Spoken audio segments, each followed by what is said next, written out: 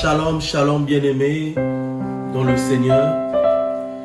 Jésus-Christ qui est notre foi, qui est notre centre, qui est notre vie, qui est notre secours qui ne manque jamais au temps de la détresse.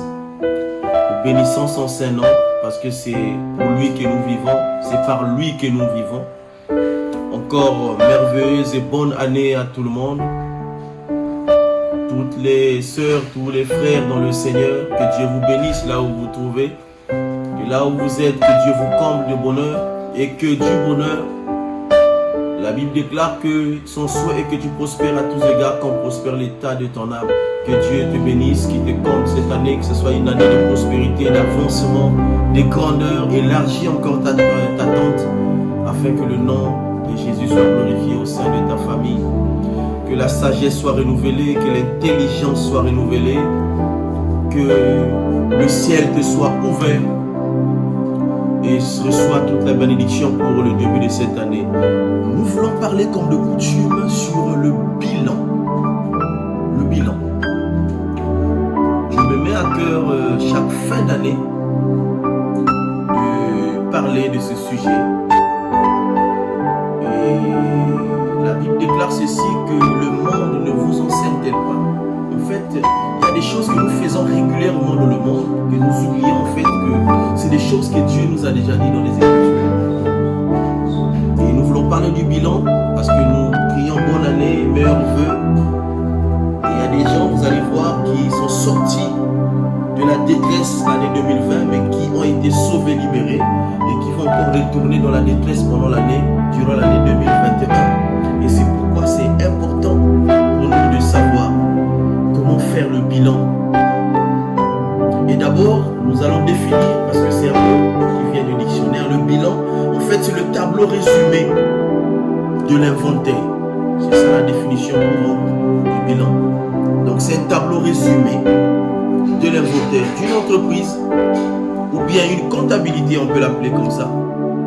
Mais dans le bilan, nous avons, dans ce tableau, nous avons le côté passif, nous avons le côté actif. Dans le côté passif, nous avons tous les apports que les fournisseurs nous ont amenés, toutes les dettes que nous avons eu à prendre afin de constituer cette entreprise.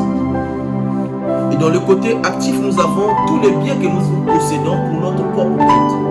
Dans le côté actif et le côté passif. On appelle ça aussi le débit et le crédit. Et ça fait partie du bilan. Le but du bilan, c'est obtenir, c'est après calcul, après synthèse, d'obtenir un résultat. Et le résultat peut être positif, ça veut dire que perte. Tu peux passer toute une année, tu as eu un projet, mais à la fin des comptes, en fait, tu n'as pas réalisé ce projet. Et c'est souvent qu'on appelle un résultat déficitaire ou une perte. Le résultat est positif quand tu as réalisé un bénéfice à la fin de ton inventaire. C'est-à-dire que tu as travaillé, tu as engagé tes travailleurs, à la fin, tu as obtenu un bénéfice. Et c'est là qu'on peut parler d'un gain, d'un résultat positif. Et tout cela, nous le tirons dans la parole de Dieu. Et nous voyons qu'il y a un plus grand entrepreneur qui a existé dans l'humanité, dans l'histoire que nous vivons aujourd'hui. Et ces chefs d'entreprise-là, c'est Dieu. Bien aimé, quand nous lisons dans les Écritures, dans le livre de Genèse, chapitre 3, verset 19, la Bible dit ceci, que tu es poussière, et tu retourneras dans la poussière. C'est quelque chose de très important. Dieu, après avoir créé l'homme, en fait, il donne une information à l'homme qu'il a créé. Ne pense pas que tu es éternel sur la terre. Et là, je m'adresse encore aux hommes et aux femmes qui se croient être éternels sur la terre et qui se permettent de tout faire, d'abuser sur la vie des autres, de minimiser, de mépriser les autres. Tu es poussière et tu retourneras dans la poussière. Nous sommes des passagers, nous sommes des pèlerins, nous sommes des voyageurs sur la terre. La Bible déclare qu'un jour est égal à 1000 ans et 1000 ans pour Dieu est égal à un jour. C'est-à-dire qu'aucun homme n'a déjà fait un jour selon le temps de Dieu. Le temps de Dieu est l'éternité. vérité, il n'y a pas de temps. C'est un présent éternel. Un présent éternel. Donc nous voulons sortir Dieu comme étant un grand chef d'entreprise. Dans Genèse 1 d'abord, verset 26 au verset 27, la Bible dit que faisant l'homme à notre image, à notre ressemblance. Dieu, après avoir tout mis en place, Dieu commence maintenant à poser quelqu'un qui va gouverner sur ce qu'il a mis en place. C'est l'homme. Il est en train de parler. Il dit maintenant faisons l'homme à notre image. Dieu n'a pas commencé par l'homme pour finir avec les arbres et les poissons, les animaux. Dieu a d'abord mis toutes les conditions possibles avant de mettre le projet qu'il avait, qui était l'homme, pour accomplir son projet. C'est vraiment intéressant. On commence toujours par le commencement, on ne commence pas par la fin. Pour aboutir à la création, Dieu a su comment ordonner les choses. Et vous allez voir que Dieu avait un projet. Le projet, c'était que l'homme vive dans le jardin, qu'il cultive et qu'il surveille le jardin. C'était ça. Et le résultat que Dieu attendait de l'homme, c'était de faire ce qu'il avait demandé de faire. Et déjà là, nous voyons une entreprise qui était le jardin et l'homme qui était là comme travailleur dans l'entreprise de Dieu. Et nous avons dans la définition du bilan, c'est de voir à la fin ce que nous avons obtenu. Si nous avons obtenu un résultat négatif ou positif, si nous avons réalisé une perte ou un bénéfice. Donc c'est ce que Dieu attendait de l'homme. C'est ce que Dieu attendait de l'homme. C'est de voir l'homme grandir dans la perfection dans le jardin d'Éden. Et donc par là nous voyons que même tout ce qui est constitué autour de l'homme aujourd'hui là est tiré de la Bible, de la parole de Dieu. Donc nous voyons même que la comptabilité est tirée de la parole de Dieu. Nous voyons que l'économie est tirée de la parole de Dieu. Nous voyons que l'histoire est tirée de la parole de Dieu. La géographie est tirée de la parole de Dieu. Et c'est ainsi que la Bible dit que le monde ne vous enseigne-t-elle pas? Ça veut dire qu'en fermant la Bible, rien que par l'inventaire que tu vas faire dans ton entreprise, tu peux réaliser qu'au-dessus de toi, il y a quelqu'un aussi qui attend de toi un résultat positif ou négatif. Et c'est là que la question va se poser. Et quand nous lisons Genèse chapitre 6, chapitre 7, jusqu'au chapitre 8, nous constatons que Dieu n'était pas satisfait de son bilan. C'est ainsi qu'il a décidé de détruire le monde. Mais quelque part, il avait trouvé quelqu'un de bon sur la terre, dans son entreprise, et il a préféré garder cette personne-là pour la continuité. Alléluia. Donc Dieu n'a pas détruit complètement son entreprise, mais il a détruit une partie qui n'allait pas bien pour conserver le côté qui était bien, afin de continuer sa vision. Afin de continuer sa vision. C'est ainsi que je veux te dire, frère, durant toute cette année 2020, tu as eu peut-être des amis qui t'ont induit dans des erreurs. Maintenant, dans l'année 2021, que feras-tu avec ces amis? Tu as eu des amis qui t'ont soutenu. Tu as eu des parents qui t'ont soutenu. Il faut faire le bilan dans tous les plans, mon frère, ma soeur. Regarde, parce que Dieu nous donne une intelligence. Et au-delà de l'intelligence de Dieu, l'homme ne peut rien parce que l'homme en soi n'est pas intelligent. L'homme en soi n'est pas sage. Mais c'est en associant Dieu que nous devenons intelligents. Que nous devenons sages. Si Dieu a décidé d'extraire une partie de la terre parce qu'il savait que cette partie-là ne pouvait pas contribuer à l'avancement de sa vie, de son entreprise. Et toi, durant cette année que tu as commencé, c'est vrai, tu peux crier bonne année, meilleurs vœux, tu peux le souhaiter à tout le monde. Est-ce que tu as pu faire le bilan de l'année qui vient de s'écouler? Est-ce que tu as compris l'origine de la maladie qui t'a secoué? Peut-être que tu t'es échappé de l'accident. Est-ce que tu as compris l'origine de cet accident? Afin que cette année que tu vives sans retourner dans des choses que tu as vécues durant cette année 2020. Ne te dis pas que j'ai échoué durant toute cette année 2020, que je ne vais plus réussir. Au contraire, que ces échecs que tu as eu à connaître durant toute cette année 2020 te servent d'appui. La Bible déclare que le juste tombera 7 fois, mais il se relèvera.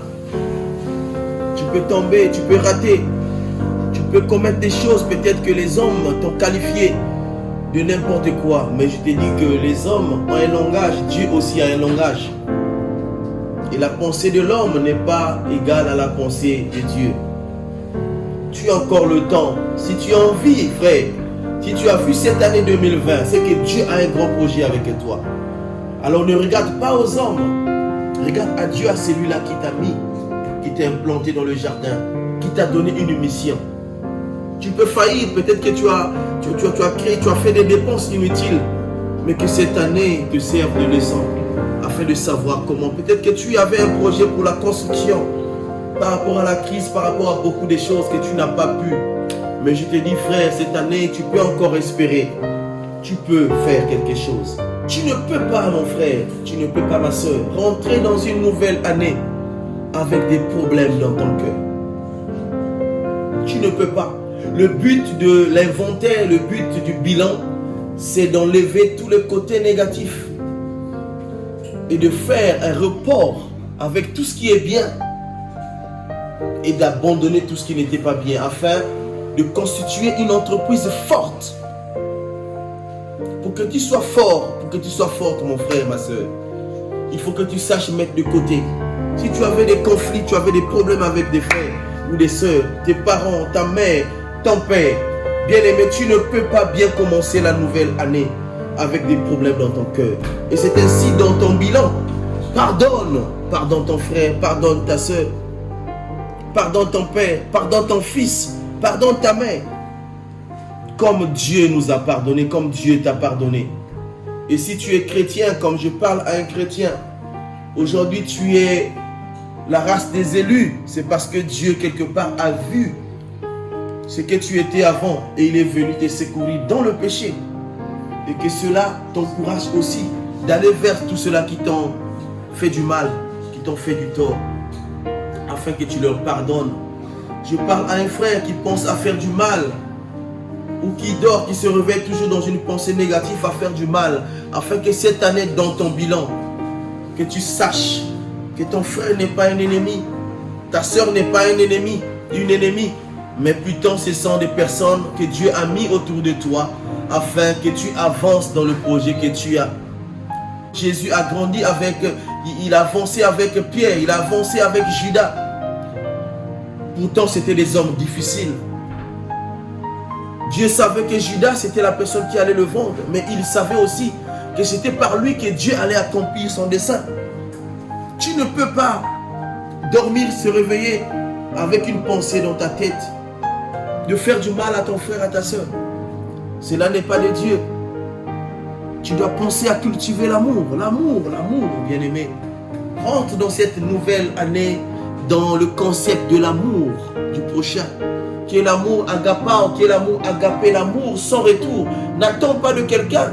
Si tu as eu à partager durant l'année dernière et que quelqu'un t'a pas reconnu, n'a pas reconnu ce que tu as fait, c'est pas ton problème. La Bible déclare que sème ta sémence de bon matin et le soir, que ta main ne se fatigue pas de s'aimer, car tu ne sais pas la sémence qui va te rapporter des fruits. Il faut continuer à s'aimer, frère. Il faut continuer à s'aimer, ma soeur. Ne juge pas, tu ne sais pas.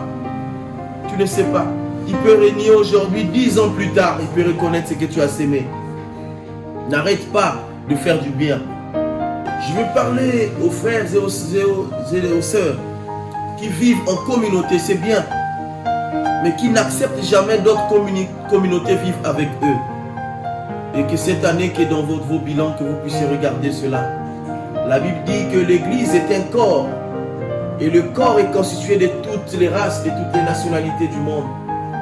Et nous voulons cette année, dans notre bilan que nous allons faire, de ne pas exclure d'autres communautés, de ne pas exclure d'autres races, mais que tous ensemble, pour le seul but de faire avancer l'édifice qui est l'œuvre de l'Éternel. Peu importe ta race, blanc, rouge, bleu, noir, je ne sais pas quelle race tu connais encore, mais tous nous sommes pour un seul but, c'est faire avancer l'œuvre de Dieu. Et que durant cette année, que nous puissions mettre de côté ce que nous avons eu ici de l'année passée. On ne fréquentait que les amis qu'on a grandi ensemble, on a fréquenté que ceux qui parlent la même langue que nous, on a fréquenté que ceux-là qui ont commencé l'œuvre avec nous, on a favorisé que ceux-là qui sont au milieu de nous. Non, Dieu nous appelle dans l'unité L'unité, c'est l'ensemble. L'unité, c'est ensemble. Dans l'église primitive, il y avait des hommes qui avaient commencé, il y a des hommes qui étaient venus après, mais tous, tellement qu'ils avaient le même message et ils contribuaient pour l'avancement de l'œuvre. Et ils étaient utiles. Il n'y avait pas de parti pris. Tous, ils étaient ensemble. Et c'est pour ça que le bilan est aussi nécessaire pour toi, mon frère. Si tu n'as jamais su pardonner, frère, je vais te dire que tu peux parler en langue. C'est là ce que déclare 1 Corinthiens 13. Tu peux lire tous les chapitres.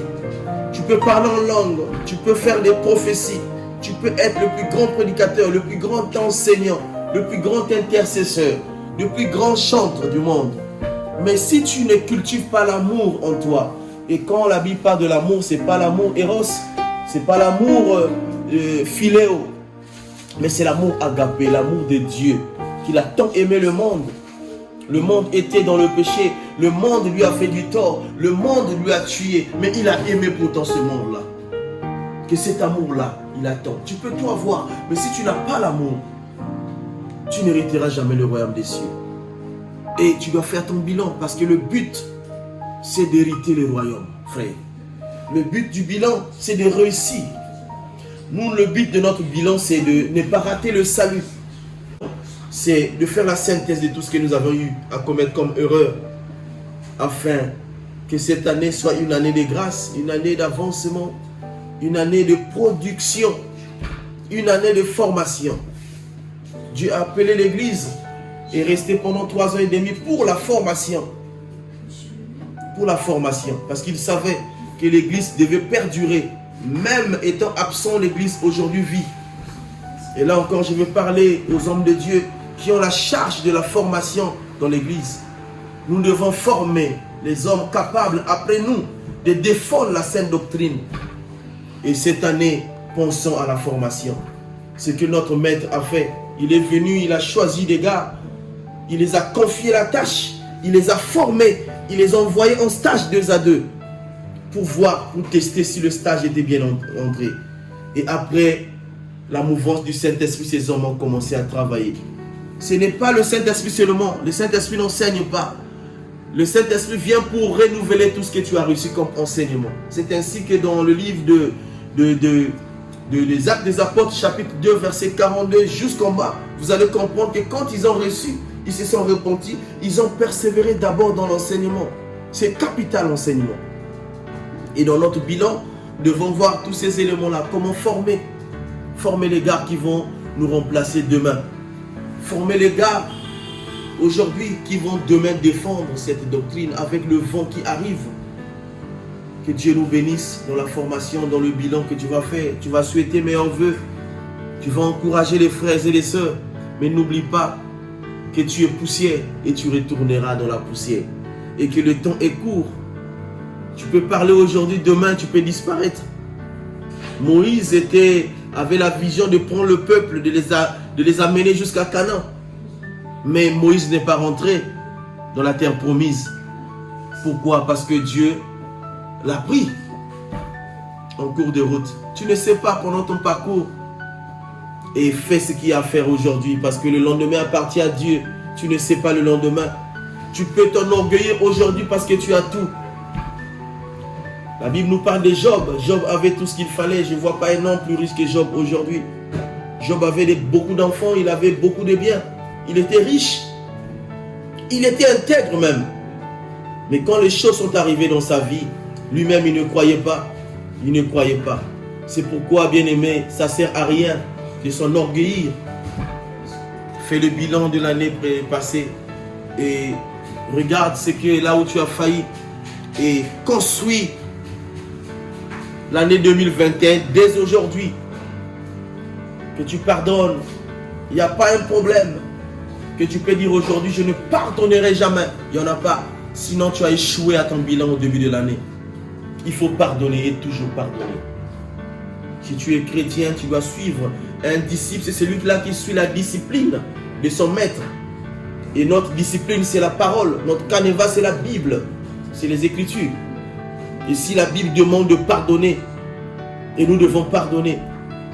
Si la Bible demande de nous aimer les uns les autres, nous devons nous aimer les uns les autres. Voilà en quelques mots, bien-aimés. ce que j'ai résolu pour le début de cette année, afin de partager avec vous. Le bilan, bien-aimé, va dans tous les départements de ta vie, dans tous les endroits où tu n'as pas réussi. Regarde bien, ne passe pas vite, regarde bien. Et regarde là où tu as failli, ne te néglige pas. Prends le côté que tu as failli, mets ça de côté. Prends le côté que tu as réussi et commence à réaliser pourquoi tu avais failli. Commence à réaliser pourquoi tu avais réussi et que cela te serve de force pour cette année que tu vas commencer. Shalom bien-aimé. Bonne année, encore une fois de plus, 2021. Que cette année t'apporte de bonheur. Que cette année vienne pour renforcer ce que tu avais déjà. Afin que tes yeux s'ouvrent davantage. Afin que tu voies plus loin. Afin que tu aies la vision de l'aigle. Que Dieu te bénisse. Que Dieu te fortifie. Que Dieu te relève là où tu es. Lève-toi et marche. Ce qu'il a dit aux paralytiques. Ne te crois pas inférieur aux autres. Ce n'est pas parce qu'on se moque de toi. Ce n'est pas parce que les hommes pensent que tu es le moindre. Non. La seule personne qui te connaît mieux que tout le monde, c'est Dieu. Alors, relève-toi. Et comme Dieu t'a fait rentrer dans cette année 2021, c'est-à-dire que Dieu a un grand projet à accomplir avec toi. Ne regarde pas aux hommes. Regarde à l'entrepreneur le plus grand. L'entrepreneur qui t'a mis dans son entreprise pour travailler. C'est à lui que tu dois rendre compte. La Bible déclare qu'il est le rémunérateur de tous ceux qui le cherchent. Ce n'est pas des hommes. Donc tu regardes à ces dieux-là et que tu avances. Et tu avances encore. Tu avances encore. Et que tu sois courageux, mon frère. Que tu sois courageuse, ma soeur. Le courage, c'est le pont qui lie nos projets avec leur accomplissement. Si tu n'as pas le courage, bien aimé, tu peux avoir le projet.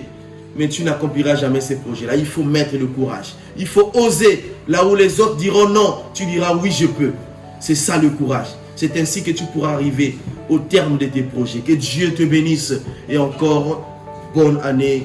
Bonne année. Que ce livre ne s'éloigne pas de ta bouche durant cette année. Médite-le jour et nuit. C'est le seul conseil qu'il a donné à Josué. Afin que tu parviennes à la connaissance. Et que tu réussisses dans toutes tes entreprises. Que Dieu te bénisse. Hosanna, Hosanna. Merci.